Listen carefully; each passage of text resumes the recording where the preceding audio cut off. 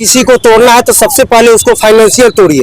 लेकिन मैं ये चाहूंगा मोदी जी से, अपने आपके वीडियो के माध्यम से मैं यही चाहूंगा मोदी जी से कि मोदी जी, राफेल है अपने पास और बहुत सारे ऐसे तकनीकी हथियार हैं, पाकिस्तान को औकात दिखाने के लिए काफी है, तो उनको जंग लगने के लिए छोड़िए नहीं, आदेश दीजिए। पूरा भारतवासी आपके पीछे खड़ा है।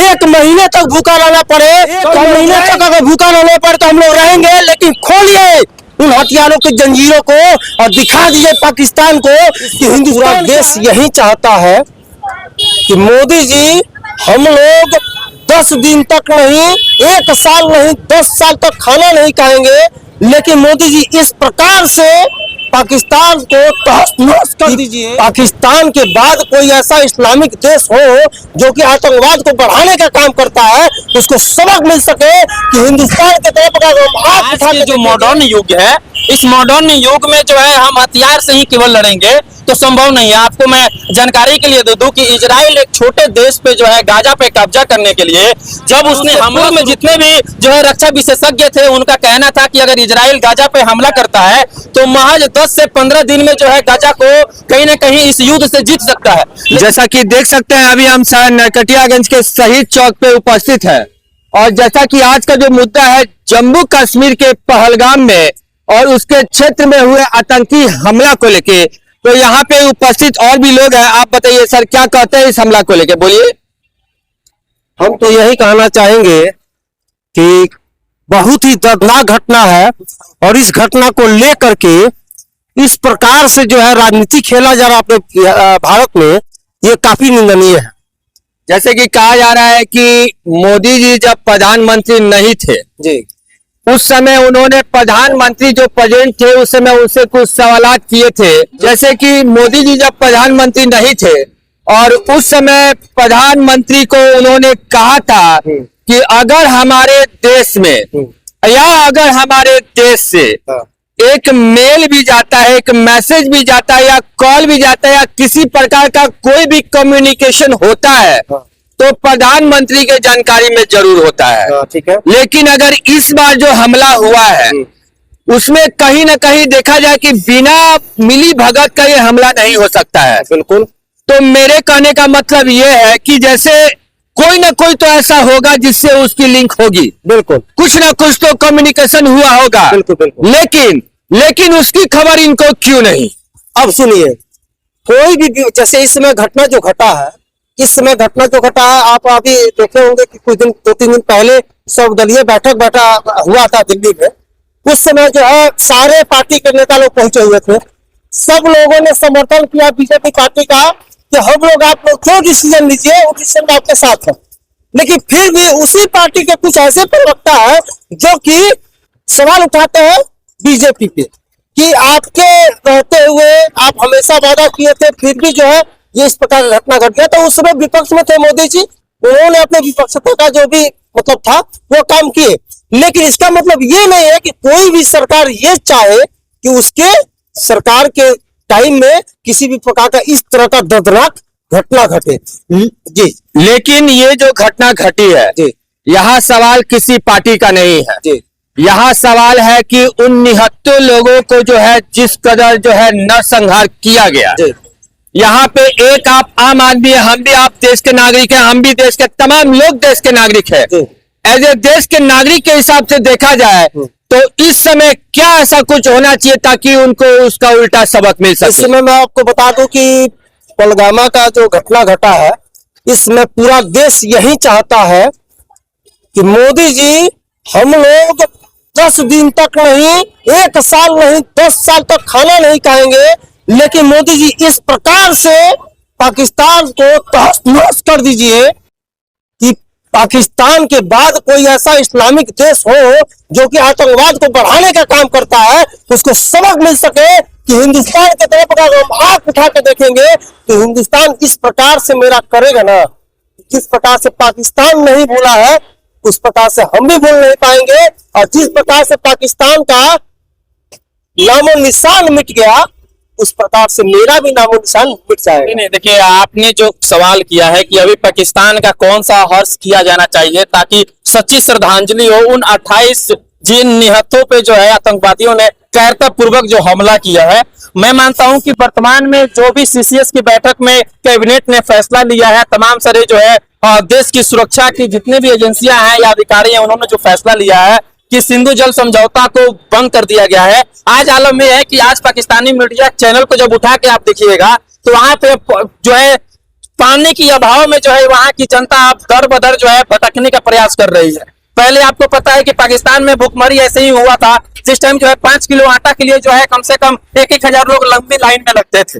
तो एक तो जो है हम लोगों ने जो है जल को रोक करके पाकिस्तान का कमर तोड़ने का प्रयास जो है मोदी जी के जो सरकार ने किया है। दूसरी चीज मैं आपको स्पष्ट कर देना चाहता हूं कि इस घटना के बाद अभी जो जम्मू कश्मीर में जितने भी रहनुमे हैं जो आतंकवादियों को संरक्षण देने का काम करते हैं या फिर उनको जो है सपोर्ट करते हैं, फाइनेंशियली हो गया या हथियार के बदौलत हो गया, उन सभी के घरों के ऊपर जिस प्रकार से योगी आदित्यनाथ ने जो है अपराधियों को कमर तोड़ने के लिए बुलडोजर एक्शन शुरू किए थे, सेम उसी प्रकार अभी आज के डेट में जम्मू एंड कश्मीर में आतंकवादियों के रहनुमों के ऊपर जो है भारतीय सेना बम से जो है उनके घरों पर स्ट्राइक करके उनके घर को नेस्तनाबूद कर रही है। सिर्फ इसलिए क्योंकि किसी भी देश की अगर आपको कमर तोड़ना है तो उसको अगर फाइनेंशियली अगर आप तोड़ देते हैं तो उसका अस्तित्व जो है खत्म हो जाती है। नहीं, लेकिन बात इसमें यह है कि जैसे कि आप देखें कि संसद में हमला हुआ, जी जी, पुलवामा में हमला हुआ, जी, किस कदर जो है वहां पे लोगों को मारा गया, लेकिन ये समझौता पहले नहीं टूटा। लेकिन आज ये समझौता अगर तोड़ा गया है,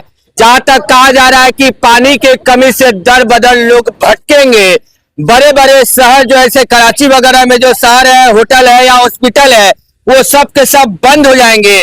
और तो और ये भी कहा जा रहा है कि उस पानी के लिए वहां पे जो इलेक्ट्रिसिटी पावर जो बैठाई गई है वो भी बंद हो जाएगा और पूरा का पूरा पाकिस्तान और पाकिस्तान से जुड़े जो भी बड़े शहर है वो सब के सब अंधेरे में डूब जाएगा और वहां का कहीं ना कहीं देखा जाए अर्थव्यवस्था डगमगा जाएगा। लेकिन हमारे इंडिया के पास इतना कुछ होते हुए भी डर किस बात का है, जब हमारे पास सारा आर्म्स है, सब कुछ है, जो बड़े बड़े डंके के चोट ये कहा जाता है, कहा जाता है कि अगर हम एक बार करें तो बिहार के इंडिया के नक्शा से पाकिस्तान गायब हो जाएगा। देखिए बहुत बड़ी बात आपने कहा, लेकिन आज के जो मॉडर्न युग है, इस मॉडर्न युग में जो है हम हथियार से ही केवल लड़ेंगे तो संभव नहीं है। आपको मैं जानकारी के लिए दे दूं कि इजराइल एक छोटे देश पे जो है गाजा पे कब्जा करने के लिए जब उसने हमला शुरू किया तो उससे पूर्व में जितने भी जो है रक्षा विशेषज्ञ थे उनका कहना था कि अगर इजराइल गाजा पे हमला करता है तो महज 10 से 15 दिन में जो है गाजा को कहीं ना कहीं इस युद्ध से जीत सकता है। लेकिन क्या हाल हुआ कि जब उसने सैन्य जो है वहां पे हमला शुरू किया, आज तक जो है गाजा पर पूर्ण रूप से कब्जा नहीं कर पाया है, जबकि गाजा का जो है महज 10 से 12 लाख की आबादी है।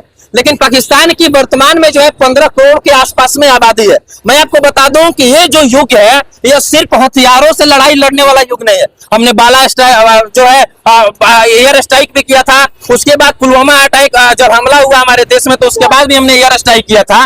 लेकिन आपको बता दें कि जो फैसला कैबिनेट ने लिया है, भारतीय कैबिनेट ने जो फैसला लिया है, यह फैसला जो है पाकिस्तान को अगले 50 वर्षों तक जो है पूरी तरीके से कमर तोड़ने का काम करेगा। क्योंकि अगर हम स्ट्राइक करते हैं, हम अगर सैन्य जो है के माध्यम से जो अगर उनके ऊपर हमला करते हैं तो वह चीज जो है ज्यादा दिनों तक नहीं टिक पाती है। लेकिन अगर किसी भी व्यक्ति को अगर फाइनेंशियली आप कमजोर कर देते हैं, तोड़ देते हैं, वहां की आवाम को बर्बाद कर देते हैं, तो उस देश को जो है ना अगले 50 वर्षों तक उसका दर्द हमेशा दिलों में खलता रहेगा। इसलिए मैं मानता हूं कि प्रधानमंत्री ने जो फैसला लिया है, जो जल संबंधित जो भी फैसला ली है वो काफी सराहनीय है। लेकिन मैं मानता हूं कि जो 27 हिंदू और एक मुस्लिम युवक जो जम्मू एंड कश्मीर का मरा है, उन 28 लोगों का सच्ची श्रद्धांजलि तब होगी कि जब पूरी तरीके से पाकिस्तान के अंडर में बसने वाले जितने भी आतंकवादी हैं उनको नेस्तनाबूद कर दिया जाएगा। उनके जितने भी आकाएं पल रहे हैं हिंदुस्तान से लेकर के पाकिस्तान तक या विभिन्न देशों में, उन सभी को चुन चुन कर जब तक जो है मारा नहीं जाएगा तब तक उनके लिए एक सच्ची श्रद्धांजलि नहीं हो सकती है। जी, आप क्या कहते हैं भैया? बाकी देखिए, मैं इनके बातों से बिल्कुल सहमत हूं कि अगर किसी को तोड़ना है तो सबसे पहले उसको फाइनेंशियल तोड़िए।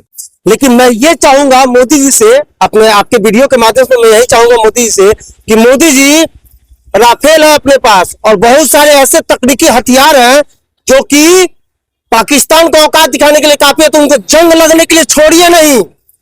आदेश दीजिए, पूरा भारतवासी आपके पीछे खड़ा है। 1 महीने तक भूखा रहना पड़े तो हम लोग रहेंगे।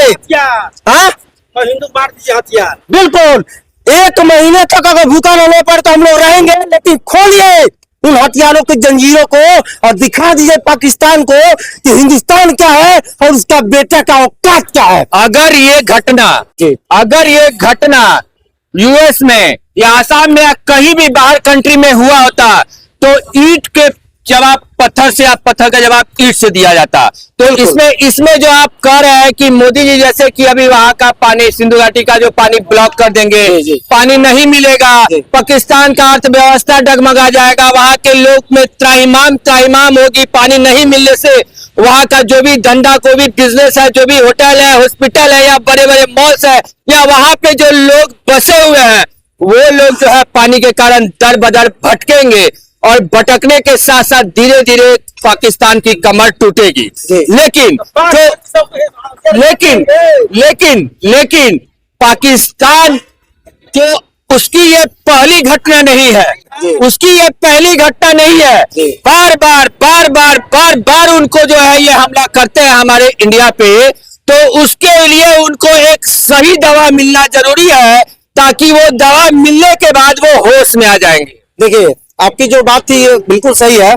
मेरा ये कहना है कि एक कहावत है, हम लोगों ने अपने रामायण में पढ़ा होगा कि श्री रामचंद्र जब वनवास को गए थे तो सीता माता का अपहरण रावण ने किया था। सीता माता का अपहरण रावण ने किया था, सुनिएगा। तो जब रावण अपहरण करके लेके गया, उस समय जो है रावण के लंका का दहन किसके कारण हुआ पता है आपको? सबसे मेन कारण उसका कौन है? घर का भेदी लंका ढाए। तो कहीं ना कहीं हमारे भारत में वैसे लोग हैं जो आतंकवाद को सपोर्ट करते हैं। तो सबसे पहले मैं मोदी जी से यही कहना चाहूंगा कि सबसे पहले वो घर का जो भेदी है ना, उसको खत्म करने का प्रयास कीजिए, तभी जाकर के हमारा भारत सुरक्षित होगा और भारत में आतंकवाद खत्म होगा।